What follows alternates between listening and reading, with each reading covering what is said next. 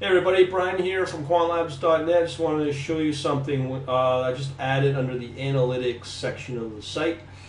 If you come under here under analytics, there's a little note. I just wanted to let people know that I've mentioned this before. I've added mutual fund and indices generation that you can use as part of our new analytics service now, because I'm primarily focusing on these instruments as part of my trading. Well, not really trading, more investing, I guess you could call it. So I've got the U.S. and Canada covered. Now I just added Australia and Britain for both mutual funds and indices. So let me show you that, which will take you to here. You can download it right here, which will mean you will get the contents of all this stuff. Alright, so let me just show you. These right here are spreadsheets generated by my MATLAB system, otherwise known as the AK-47. And let me just pull up the reports here. Okay, so this is a typical report that if you've been following me on the equity side for US, is no different. You do get the name of the, which one is this, the mutual fund. And again, this is for the areas of interest that our system generates.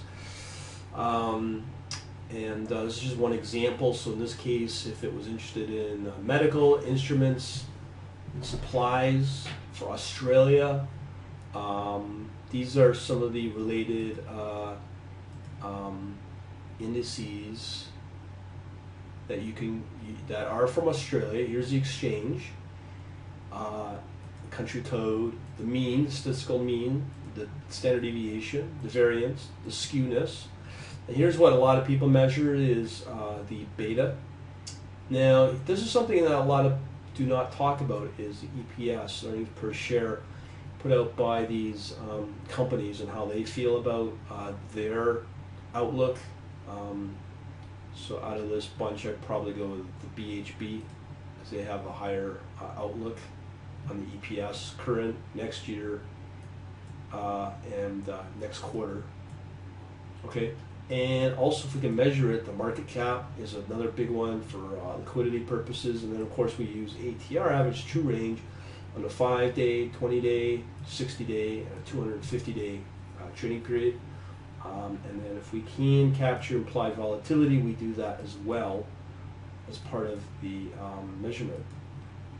Okay, so this will save you a ton of dough. We're not trying to compete against Morningstar or any of these mutual fund services, but what we're trying to highlight here are the ones that our system's interested in as trading opportunities. It'll save you a ton of time instead of guessing out of 50,000 different mutual funds globally out there, and specifically for each country as well. So again, this is the Australian this is the Australian index medical instrument supplies category. Okay, so let me just see what we have here. So that's the indices. Let me see, we got United Kingdom indices for medical instruments, I believe.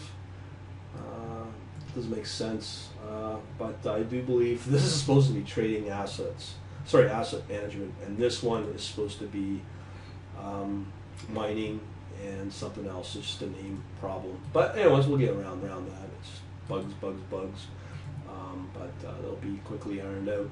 Anyways, let's check out this one. This is asset management for England, here you go. Again, everything's the same: exchange, the fund, the country, and then everything else stays the same. Okay, and then you have one for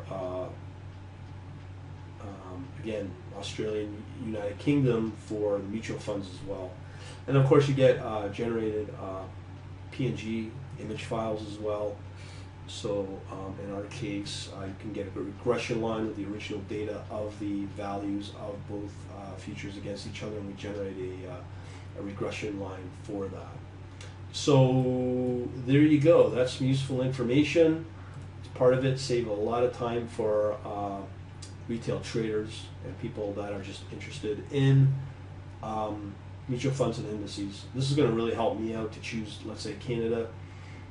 And as I said, I've got US, Canada, Australia, and Britain covered. All right, this is just a sample. So you just come under analytics, look for the little note I just added right here. Note mutual funds, Australian, British examples found here, and then from there you can download your Excel or your zip file, RAR files, and with the Excel and charts.